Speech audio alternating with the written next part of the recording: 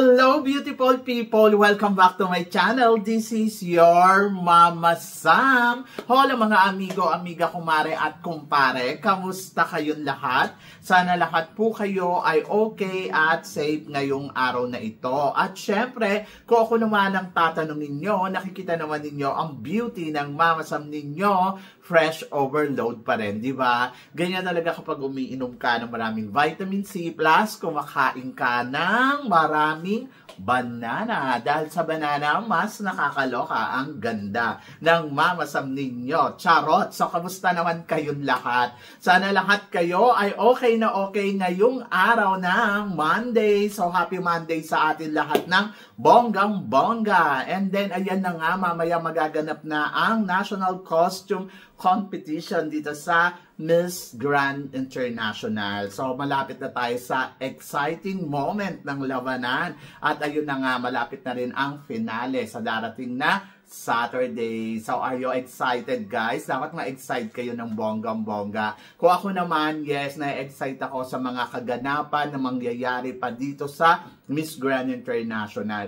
And then, of course, syempre, supportahan natin ang ating pambato na si Emma Tiglao dahil talaga naman laban na laban ang ating pambato. At hindi lang yan, sana lahat tayo ay tumulong para sa kanyang boto dito sa Vote Popular. Yes, popular vote pala. Dito sa Miss Grand. Paano boboto? Pumunta po kayo sa Facebook page ng Miss Grand International at hanapin nyo doon. May instruction naman doon kung paano gagawin ang pagboto. May bayad nga lang, 35 baht. So, hindi ko alam kung magkano siya sa dollar. I think it's about $1.5 or $1. So, yon. So, boto na. So, yon. And then, ngayon, ang ating pambato ay nasa rank 7 na. So, nung nakaraang araw, nawala. Tapos ngayon, biglang bumalik. Nasa rank 7 na siya.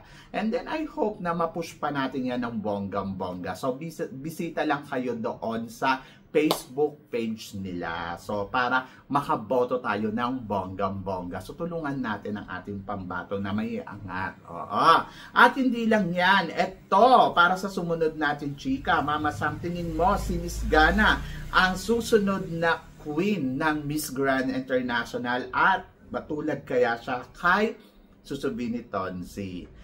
To be honest, si Miss Gana magaling. Magaling siya sa com skills, di ba? Napanood natin yung closed door interview niya. Talagang yung presentation niya to how to convince the judges na sila CJ, Mama Teresa at Papa Nawat.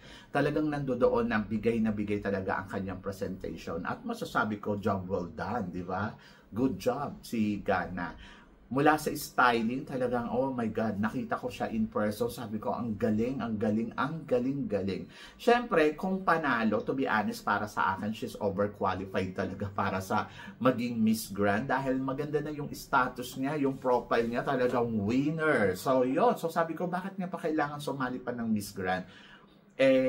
Kaya naman niya nang abutin yung pangarap niya at palaguin pa to ng bonggang-bongga. Siguro dahil meron pa siyang goal at dahil siguro pangarap niya talaga to.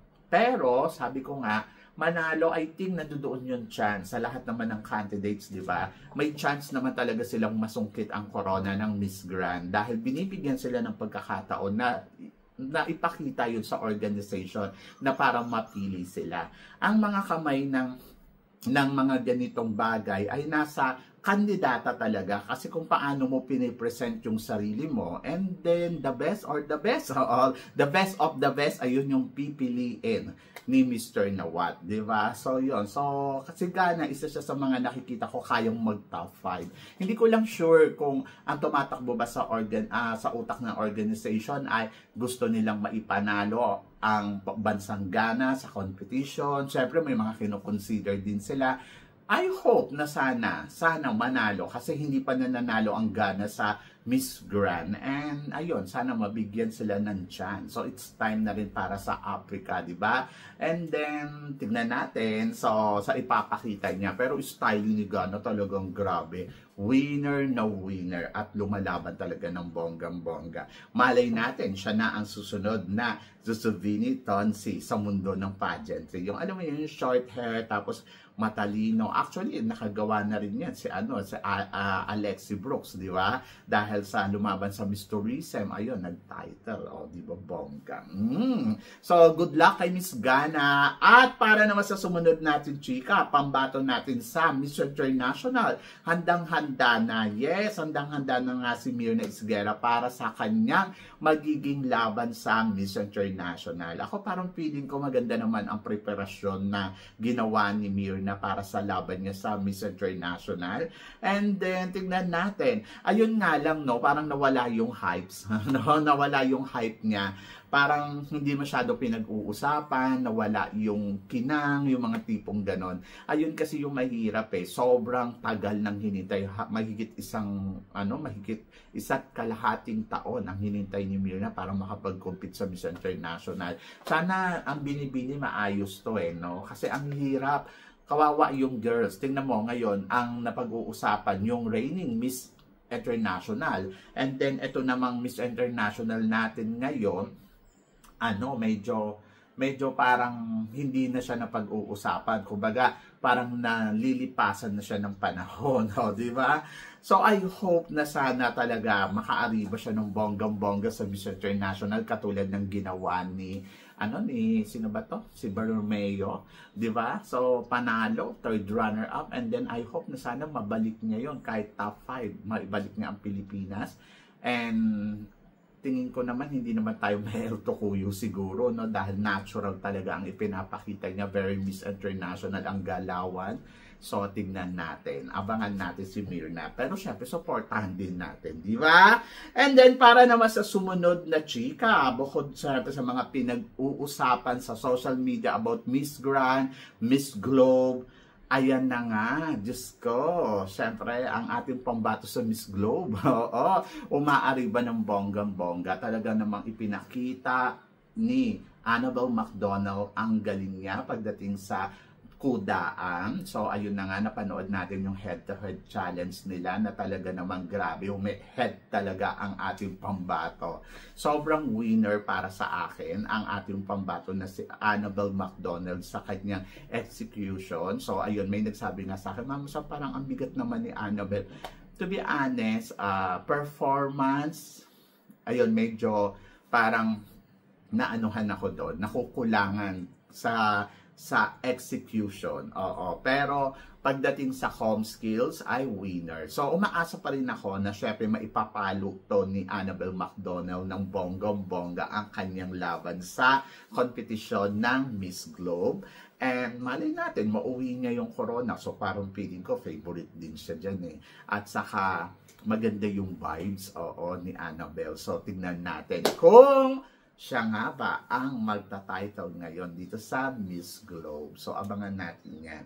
Magaling si Annabelle McDonald in terms of, anong tawag dito? Communication skills talaga. Magaling siya magsalita. And I think, ayun, nakakadagdag puntos yun talaga sa laban niya. And then, tingnan natin, good luck kay Annabelle McDonald. Wala akong masyadong masabi kay Annabelle kasi alam ko naman si Annabelle na maglaro talaga ay winner. Alam mo yon, yung talagang panalo yan sa kudaan, yung performance naman niya, nagagawa naman niya ng tama. So, wala akong masabi. Kundi naghihintay na lang ako ng announcement kung sa kanya nga ba ibibigay ang corona ng Miss Globe. So, yun. So, ganda, may ganda. Panalo.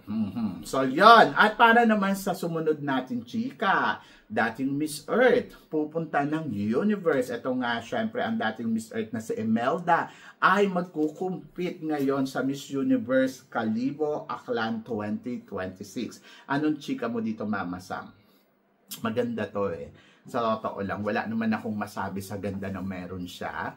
At palaban, oo. So, I hope na sana ay makaariba siya ng bonggang-bongga. Siguro naman marami na siyang natutunan sa experience niya doon sa Miss Earth, sa mga pageant na sinalihan niya. And then, ayun, so siguro madadala niya na yan dito sa laban niya sa Miss Universe Philippines. Wala namang masama kung itatry niya, di ba? Dahil yun yung pangarap niya, and then maybe gusto niya ng something, something new sa buhay niya na ipakita sa atin. Kasi syempre matagal-tagal na rin naman natin hindi nasusubaybayan si Imelda. And then I hope na sana ariba siya dito ng bonggang-bongga. Sabi ko nga, sana may natutunan siya sa mga past experience niya na pwede niyang dalhin at pwede niyang ipakita sa atin ng bonggang-bongga. So, good luck kay Imelda and wish all the best. Diba? So, laban yan. Laban kalibo. Diba? So, yun. So, I'm so excited for her kasi syempre iba pa din. Iba pa din yung magiging eksena niya. So, ito ang sumunod natin, chika. Muli ba nating masisilayan ang back-to-back? Sa mundo ng pageantry, talagang bihira talaga yung back-to-back. Pero sa Reina Hispano-Americana, madalas talaga silang mag-back-to-back doon. Parang nangyari yung 3 beses nata sa kanila. Pero sa mga malalaking pageant, katulad ng Miss Universe, Miss Earth, Miss International, ay nako, medyo mahirap ang back-to-back dyan. Ang nakagawa lang ng back-to-back para sa Miss Universe ay ang Venezuela. Yes, Venezuela talaga. Sila talaga yung masasabi ko na grabe ang galing. Dahil nagawa nilang mag-back-to-back sa Miss Universe. So, hindi pa nasusundan sa history ng Miss Universe. And then, ayan nga, Philippines, nagawa to sa Miss Earth. Yes, so, nagtagumpay tayo noong 2014 and 2015. So, nakuha natin yung back-to-back sa Miss Earth kasi ang galing din naman talaga ng Pilipinas pagdating sa labanan dito sa Miss Earth. And then, ayan na nga. So, ngayon, so sabi nun lahat, sa history kaya ng Miss Grand, magagawa kaya ng Philippines ang back-to-back. So, syempre marami nag-aano na mananalo sa Emma Tiglao. Marami talagang nagsasabi na, nako, panalo na ang Philippines dyan, lalo na yung mga kapwa natin Pilipino. Kasi nga sa ipinakitang galing ni Emma. Ako, sa experience ko dito sa Grand, sa nakikita ako, totoo naman, kaya ni Emma yung back-to-back. Sa totoo lang, para sa akin kaya ni Emma ang back-to-back. Sa ipinakita niyang performance. So, syempre, nag-aabang pa tayo ng mga pasabog ng mga candidates talaga na kalaban niya for prelim. Pero sa ngayon, talagang masasabi ko, yes, Emma, pwedeng mag-back-to-back sa competition ng Miss Grand. And then, depende na lang yan sa organization talaga. So, kung akong tatanungin mo, performance level, styling, everything binigay ni Emma. So, nandoon lang ako sa part na kung ano ba yung magiging desisyon talaga ng organization. So, nasa organization yon.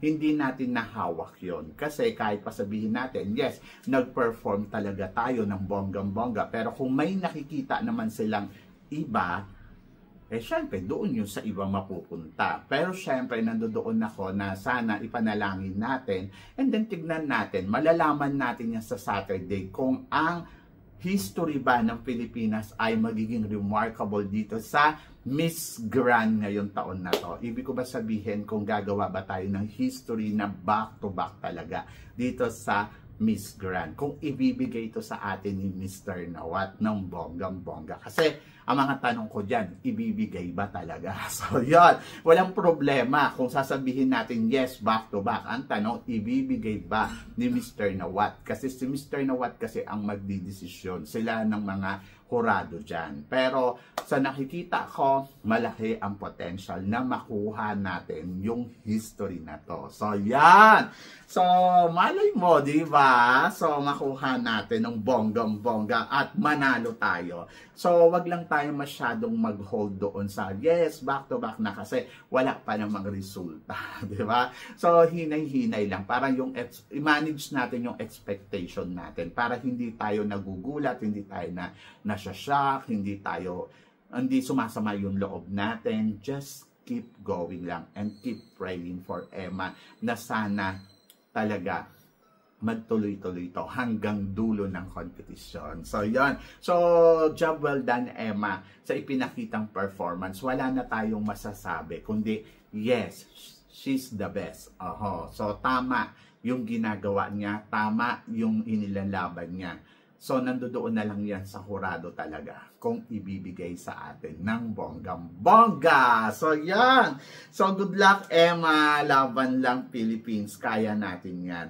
And then, support po, lalo na sa mga voting. So, ayan, alam na ninyo. At para naman sa sumunod natin, chika, Maria Atisa Manalo, handa nang magpasabog ng bonggang-bongga sa darating na Miss Universe. Yes, talaga daw. Oh my gosh, pinaghahandaan daw talaga ni Atisa ng todo-todo ang laban niya dito sa Miss Universe. At lahat tayo ay excited na nga para sa kanyang magiging laban. So, pinag-iisipan, pinag-aaralan at pinag-iigihan ang kanyang mga galawan na gagawin dito sa Miss Universe. So, eto nga, lately lang meron siyang bagong photoshoot kung saan naman talaga, oh my gosh, naloka ako kasi eto na, simula na talaga ng paandar ni Maria Atisa Manalo. Panalo! So, yan. So, ako naniniwala naman ako na ang team ni Atisa Manalo ay talagang naghahanda sila ng todo-todo. Siyempre, pangarap nila to na manalo dito sa Miss Universe at parang feeling ko hindi nila pakakawalan to ng ganun-ganun lang. So, maraming hindi naniniwala kay Atisa Manalo. Naiintindihan ko kayo, pero ako, according sa mga nakita ng dalawang mata ko, kay Atisa Manalo, ay nako, may laban ang pambato natin. So, kahapon na-meet ko si Miss Universe Paraguay. Isa din siya sa mga talagang masasabi kong may ganda, may laban, at magaling ang kanyang comm skills. Pero, hindi ako naaalarma kung sakaling magtatapat silang dalawa talaga ni Atisa sa Miss Universe kasi alam ko na si Maria Atisa Manalo ay kayang makipagsabayan sa lahat ng mga candidates dito sa Miss Universe. Kahit pa isama mo pa dyan si Vina. Alam ko si Vina nag-aaral din ng bonggang-bongga. Pinaghahandaan niya rin ng bonggang-bongga ang magiging ganap at laban niya. Pero nandoon ako sa fight na, sige lang, support tayo kay Maria Atisa Manalo. At excited akong makita kung ano ang ilalaban na performance ni Atisa sa darating na Miss Universe. So, yan. So, good luck sa atin. Siyempre, tiwala sa pambato natin. Tiwala sa mga talagang ilalaban niya. At lahat tayo sabay-sabay sumigaw ng Philippines! So, yan. So, are you excited, guys? Kasi ako, yes, sobrang excited ako. At kahit dito sa Miss Grand, excite na ako. So, 2 tulog na lang. Charot. So, dalawang event na lang.